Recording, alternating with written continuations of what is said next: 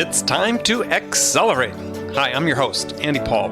Join me as I host conversations with the leading experts in sales, marketing, sales automation, sales process, leadership, management, training, coaching, any resource that I believe to help you accelerate the growth of your sales, your business, and most importantly, you.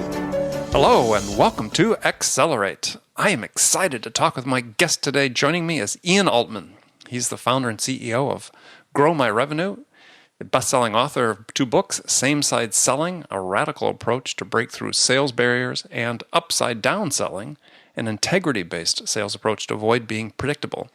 Ian's also a sought-after keynote speaker, an expert in sales leadership and business growth, and articles featured regularly in Inc. and Forbes. Ian, welcome to Accelerate. Andy, thanks for having me here. Gosh, when I do introductions to people like you, I feel so inadequate.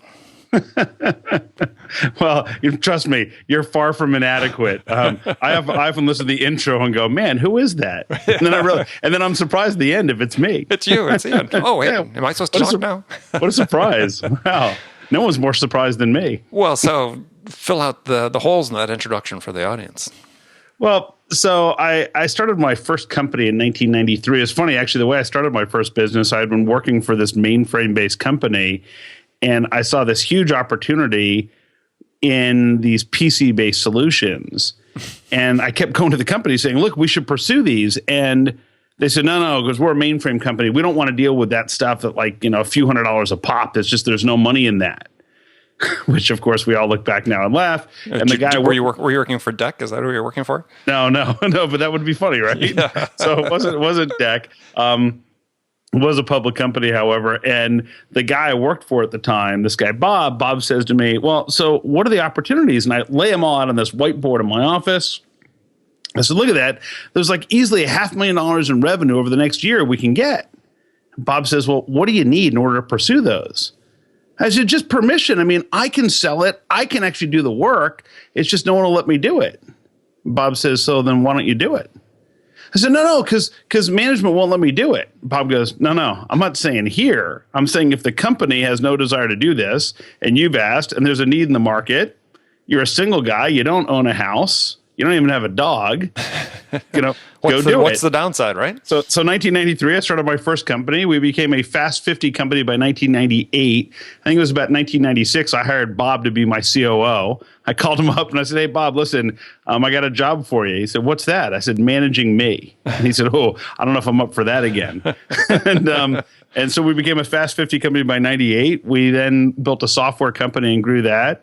And by 2005, a group of investment bankers approached us and said, look, you got this blue chip client base. They acquired my company for cash and stock. I served as managing director of the parent company, and we grew the value of that business from $100 million to about $2 billion, a little over 3 years. And then I decided I was totally burned out, and I didn't need to do that anymore. And I did absolutely nothing. I realized quickly that I enjoyed growing companies more than I enjoyed running them. Mm-hmm. And that's what I get the pleasure to do now, is just help other people with strategies and how to grow their business with integrity. Right. So let me ask you some basic sales questions before we jump into something a little more in depth. So what's the single most important piece of advice you'd give to a salesperson today? The single most important piece of advice is you have to have a complete understanding of what problems you solve for your client and why they would buy from you and why they wouldn't. Okay. And the reason why is because I've done a lot of research into how executives make and approve decisions. Mm-hmm. And too often we think like marketing people and think features and benefits. But in the research I've done, what we find is that the first question someone asks when approving a decision is, what problems does this solve and why do we need it? And if you don't know the answer to that question, then you're relying on your client figuring it out, which rarely happens. And which this is way, sort of the common MO for many salespeople. Exactly. So most people come in and say, "Well, I got this great thing," and they're relying on the customer figuring out why they need it. And instead, if you start from the perspective of what problems do I solve and why do people need it, then it opens up a whole other angle of discovery. And that way, you show up as someone who's there to solve, not someone who's there to sell. Okay. So a flip side question of that then is, what's the one behavior salespeople should master that would make the biggest difference? The one behavior really comes down to qualifying. And when I say qualifying, what I mean is it's the behavior that positions you as somebody who's curious, seeking for your customer to convince you they have a problem worth solving. So it's kind of a loaded answer, and I appreciate that it is. But what it comes down to is that what most people do is they walk in thinking, okay, how do I convince the customer to buy my stuff? And instead, the skill that you need to develop is to walk into a meeting saying, this person probably isn't a fit for me. Unless they can convince me otherwise, unless they can convince me they have a problem we're good at solving, unless they can convince me that problem is worth solving for them, there's no reason for me to even present a solution. Yeah, so this sort of fits into this model you use. I guess you call it your same site elevator pitch. Sure. Which I really like the approach. So you have three components of this. And this is for initial connection with potential prospect, and you break it down into entice, disarm, and discover.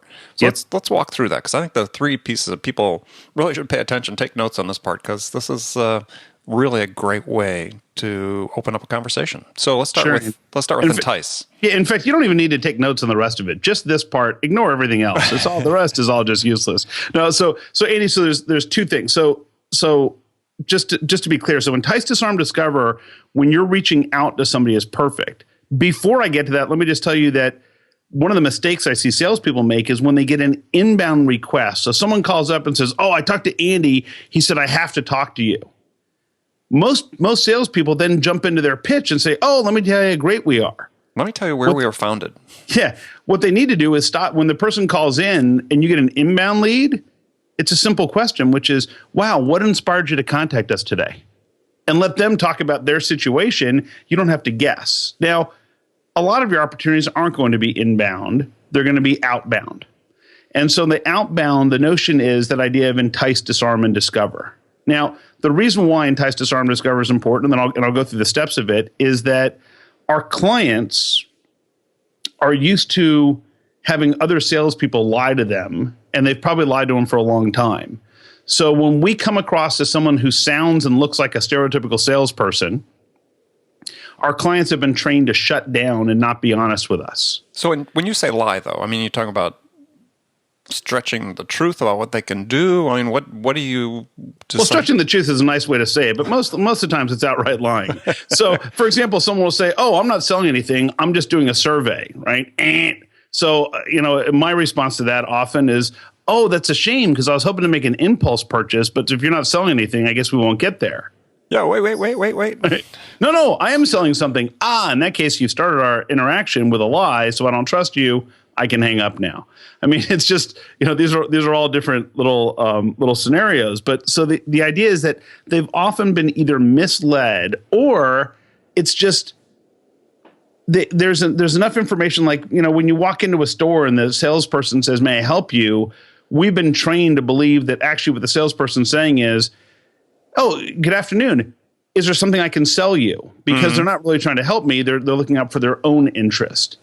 And so that's kind of the scenario. So if we know that, if we know that people have this preconceived list of bad adjectives about salespeople, we need to figure out a way to not show up like a salesperson early on in the process. And so the idea of entice, disarm, discover follows this sequence. So the idea is, just to clarify though too, is with entice, is, to your point, is you not show up like a salesperson, but you're not hiding the fact you're selling.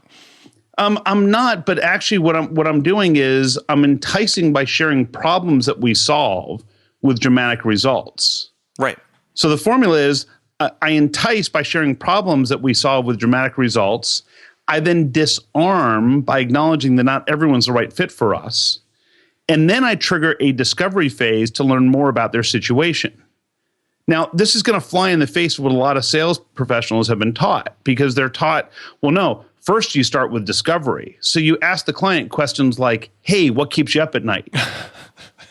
One of the worst questions ever. Right? So, "Hey, what keeps you up at night?" And your prospect says, "Oh, my dog licks himself." Like, now what do you got? Right? You got a solution for that? No. So you got nothing. And the reality is that instead, if you said, "You know what, I'm going to pick the 2 or 3 things that are most likely to really resonate with the person I'm speaking with, and I entice with those," then it would be a matter of, for example, my business, it might be something like, look, organizations typically selling business to business come to me when either they've got a great message that falls on deaf ears, they've got clients who, despite the value that their company provides, their clients tend to focus on price versus value, or they have sales forecasts that if they were in the library, it'd be filed under fiction rather than nonfiction because they're just totally made up. Right. So that would be kind of the entice part, right? For the right organizations, they tell us that we deliver amazing value to reverse that trend so their clients are truly buying on value versus price, and their forecasts are accurate, and they really earn their customers' attention with their message. And now here comes the disarm. But the way we approach that isn't the right fit for everybody. So I don't yet know whether or not would be a good fit for you. But if solving that is important, and here comes the discoverer, then I'm happy to learn more about your situation to see if we can help. And that way, I'm framing the context of the conversation in the 2 or 3 areas that we're good at solving. I'm disarming the notion that we're just there to sell something by acknowledging that not everyone's a good fit. And then I trigger a discovery phase to learn more about their situation to see if we can help. And the disarm, especially if you say it correctly, as you did, it is very authentic. I mean, people might think, okay, that's kind of a that's sort of a technique we're using, but it is actually authentic because you're not a fit for everybody, and you have to be, like I said, authentic and sincere when you talk about it. Exactly. I mean, it's I often in my keynotes I use a clip from Dumb and Dumber, that it's a horrible movie with Jim Carrey that still has some. You can call it horrible, but it's horrible, funny. You know it's funny, right? Oh, exactly. Right. It's horrible and funny. I love it, and with my 15-year-old son, it's like a great movie because it's all bathroom humor. Right. And so he's talking to this woman, and he says, "Well, so what are my chances?" And she says, "Not good." And he says, "Like 1 out of 100?" She says, "Nah, more like 1 out of 1,000,000. And there's this long pause, and he goes, "So you're telling me there's a chance?" Right? And it's the same thing. Sometimes salespeople think every opportunity is good. And when salespeople come to me and say, "Man, I deal with a lot of rejection. How do you handle that?" What I say to them is, "Look, you're looking at it the wrong way. You're going at it as everybody I talk to is a potential client. And what I want you to think about instead is not everybody's a good fit for me. And less than half the people I meet are actually a good fit for what I do. So my job early on is to figure out which opportunities are a good fit and worth my time and which ones aren't. So it's not a matter of me getting rejected. Wow, the prospect and I just discovered that we don't have a good fit right now. Okay. Wow, I saved myself a bunch of time. Now I can talk to the next people and maybe I can help them." Right. Yeah, that's as I said, it's a different. People are sort of hesitant to sort of go that way to say, acknowledge the prospect may not be a fit, and and as you said, it puts that sort of takes sort of the traditional confrontation out of it. Yeah, I mean, it's a lot of the same side selling book is about these adversarial traps that happen between buyer and seller. I co-wrote it with a guy who spent 2 decades in purchasing and procurement, Jack Quarles. And so Jack and I mean, his last name Quarles. Of course, you should know he's a procurement guy. Procurement guy, right? And you would think that we would see the world very differently, but in reality, we see things from very similar perspective, which is on the procurement side, he's trying to find somebody he can partner with who's focused on results for them, rather than someone just trying to sell stuff. And the notion of entice, disarm, discover sets it up so that we're just trying to see if we can help. Our primary objective is not to sell something. Our primary objective is to see if there's a fit where we can deliver results. So interesting. When you wrote that book, Same Side Selling with Jack, as a salesperson, what were the 2 key takeaways you came away with having worked with him for that period of time? Well, the first thing was that a lot of us in sales believe that the purchasing and procurement person, that their single number one most important thing that they focus on is price. And if you ask most salespeople and you say, well, what's the biggest fear that procurement has? They say, oh, they're going to overpay for something.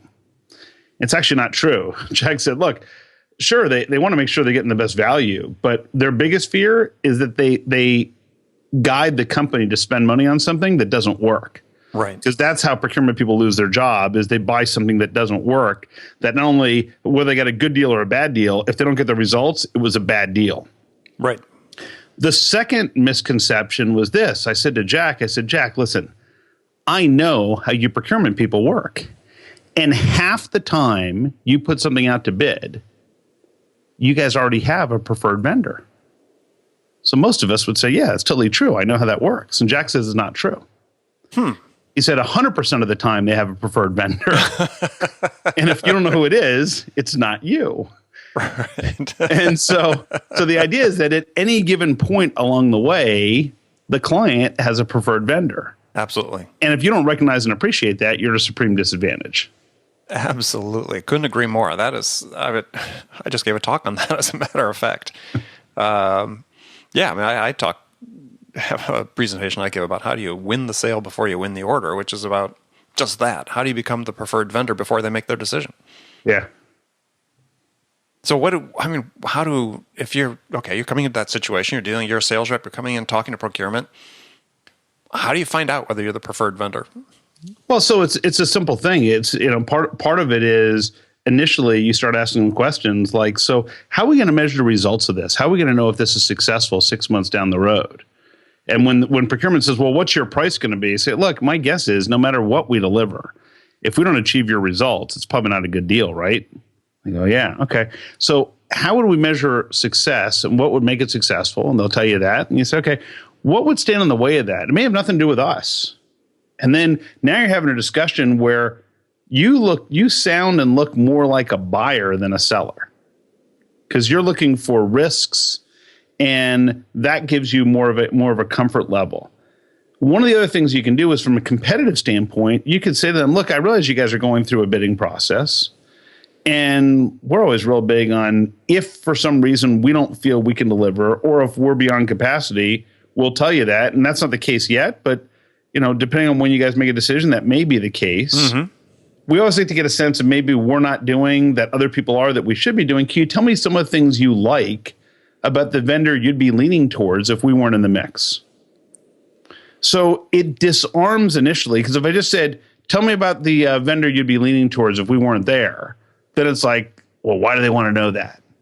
Right? And they're going to get a little resistant. If instead I say, well, look, I want to get a sense of what other people are doing that maybe we're not, that would be important. Can you tell me some of the things you like about the vendor you'd be leaning towards if we weren't in the mix?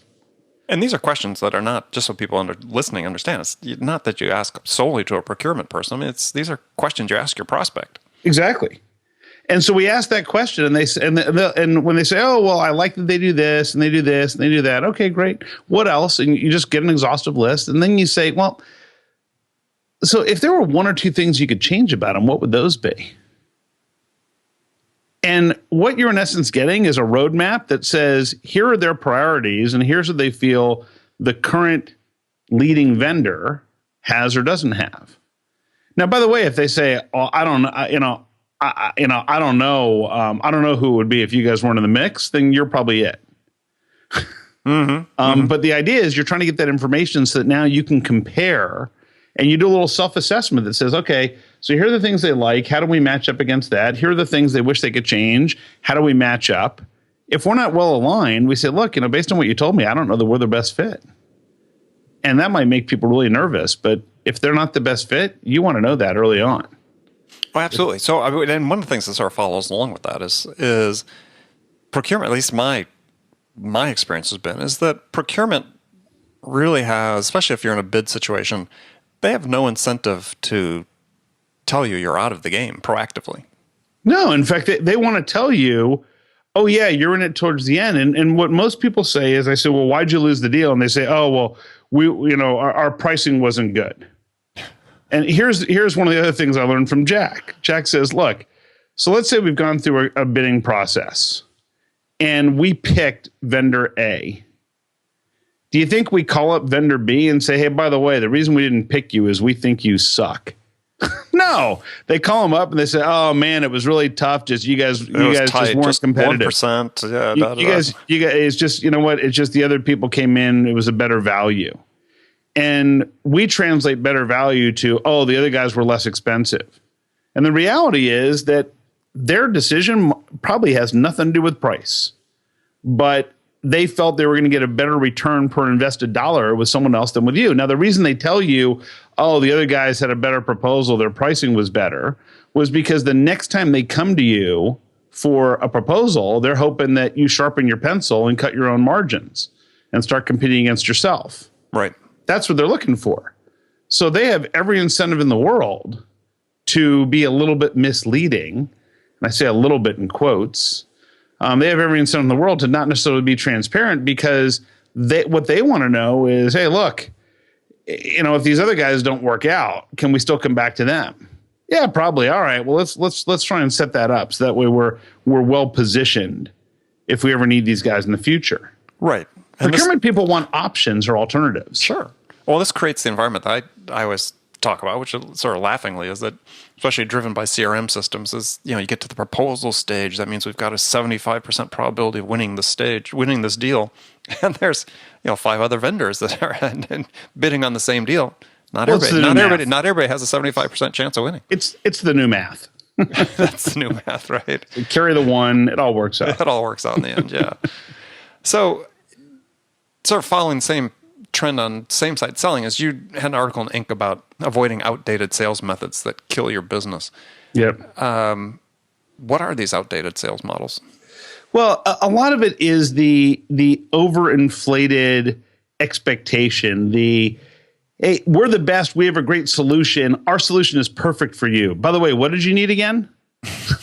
So it's like, we're the best. I mean, we've got a presidential candidate. Yeah, I was going to say right? that came to mind. This is huge. This is great. Yeah, it's going to be the greatest. I'm the best. I'm the biggest. I'm the greatest. Right. And by the way, we have another candidate. It's like, I'm honest. Trust me. Right. I mean, it's kind of funny. I mean, I could write an article every day just about this stuff, but I steer clear of it because it's just like.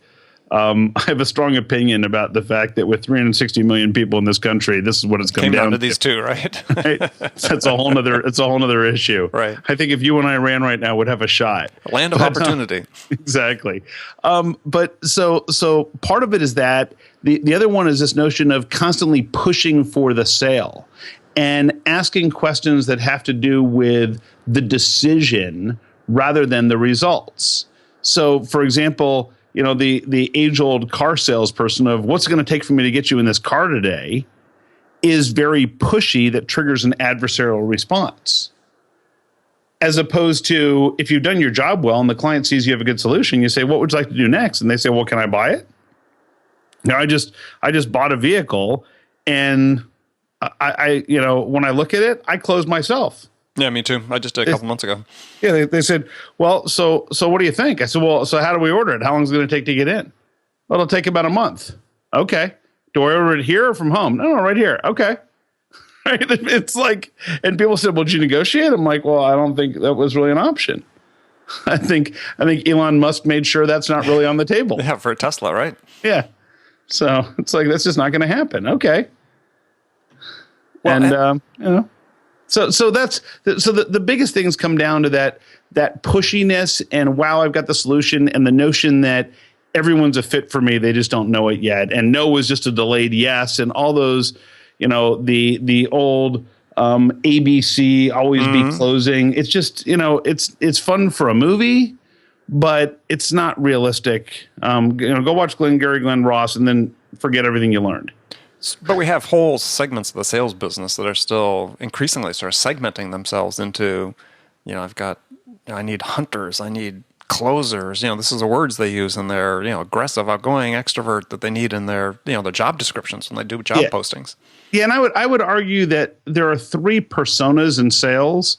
So there is the order taker, there's a salesperson, and there's a subject matter expert. And I've written about this as well in my column. The order taker is the person where someone calls up and says, I need 3 of these, 2 of those, how much is the price, and when's it going to arrive? The salesperson is the person who believes their job is to sell the customer stuff whether they need it or not. And the subject matter expert is the person the client would actually be willing to pay to meet with because of their expertise.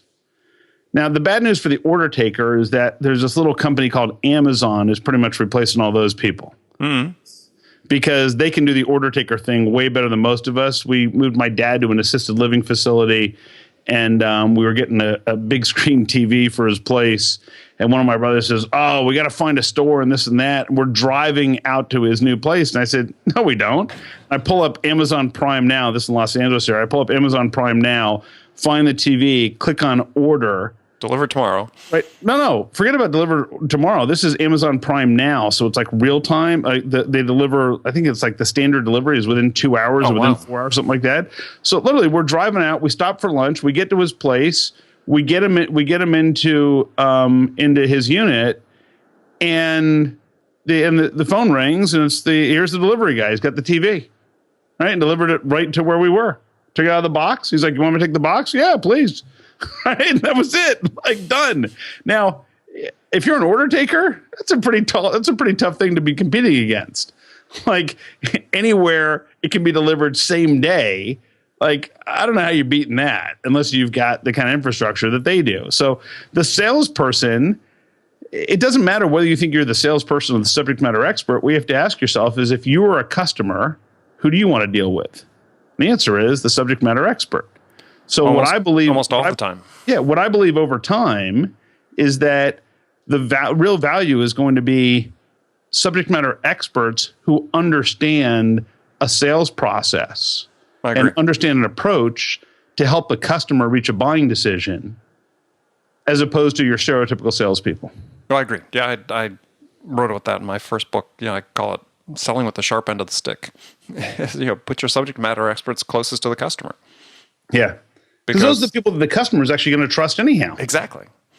Yeah, I mean, there's a Gartner survey. I think it was Gartner. I could be misquoting, but the source. But I mean, basically the notion was that the finding was that 80% of CEOs found no value in meeting with sales reps. But subject matter experts, it was 80% they found value in. Yeah. Well, it's 80, they don't want to meet with 80% of the sales reps. They also don't want to meet with the other 20% of them. Yeah. So things, you got to be value, as you talked about. The customer's got to be willing to pay to meet with you, and I think that becomes the ultimate goal. That as if you're a sales rep, you're in sales, and I write about this as if you're sick, do you go see a generalist or a specialist? If you got a heart condition, do you go see your internist or do you go see your cardiologist? Exactly. Like, no one says, "Oh man, Andy, I got the best generalist. This guy is like mediocre at 35 different things. Dude, you got to meet with him." It doesn't happen. Well, I wrote a post about, which got some interesting feedback about the one question your customer will never ask you. And which was, the customer is never going to pick up the phone and say, "Ian, I really like your rep over here, but he's just not salesy enough. Could you send over somebody who's more salesy?" Exactly. See, this person just doesn't quite have enough hype. What else you got? You're right. So we come to the last segment of the show where I've got some standard questions I ask all my guests. Now, the first one is a hypothetical scenario in which you, Ian, have just been hired as VP of sales by a company whose sales have stalled out. And the CEO and the board are anxious to get things back on track. And I know sales turnaround doesn't happen in a day, but your first week on the job, what 2 steps could you take that would have the biggest impact? First 2 steps. One would be that notion of defining clearly the problems we solve in our customers' words, so that all of our messaging is centered around what problems we solve for our customers, because then we can describe it in a way that is going to matter to them and quickly identify the right opportunities. And the second piece would be to implement the appropriate tools so that our team is properly skilled at qualifying those opportunities, that we minimize the time we waste on bad pursuits. Got it. Great answer. Love it. Very concise too. All right, some rapid fire questions. Sure. You give me one-word answers. That one wasn't rapid fire? Damn. Well, that was good, but these are even more rapid fire. You can give me one-word answers. You can elaborate as much as you wish. So the first one is, when you, Ian, are out selling your services, what's your most powerful sales attribute? You know what? Just disarming and honesty. It's just, it's my first thought is always, I don't know if I'm the right fit for this opportunity. And that leads to very open and honest conversations. Now, you've written a book, and I'm going to digress for a second, about integrity in selling. Yep. So how do you define 2 words rarely found together? Exactly. So how are you defining integrity in selling? What I mean is that if I truly don't feel that I'm the best person to help solve the specific issue for that client, it's my job to tell them that. Even if I needed the business, even if I wanted the business, doesn't matter. If I'm not the right fit, It's my job to tell them.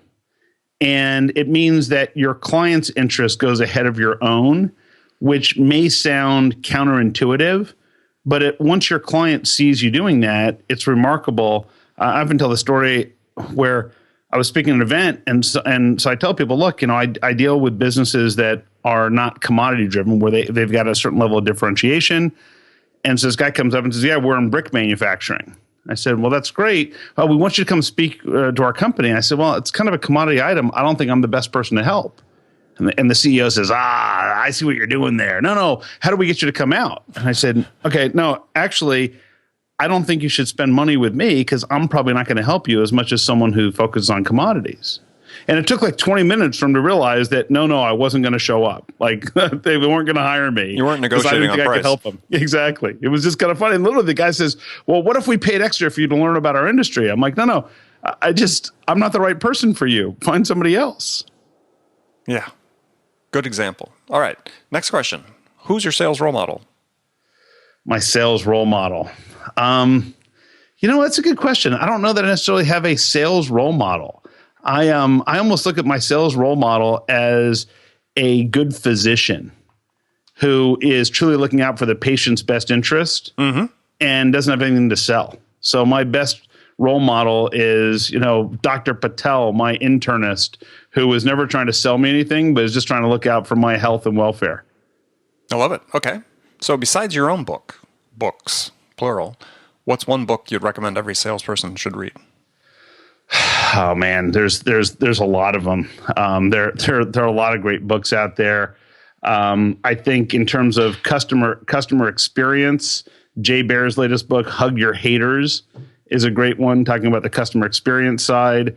I think that when it comes to how do you present in front of your customers, Michael Port's latest book, Steal the Show, is another great one. I mean, there are a lot of great books out there on sales and selling, and certainly neither you nor I have cornered the market on great sales books. No.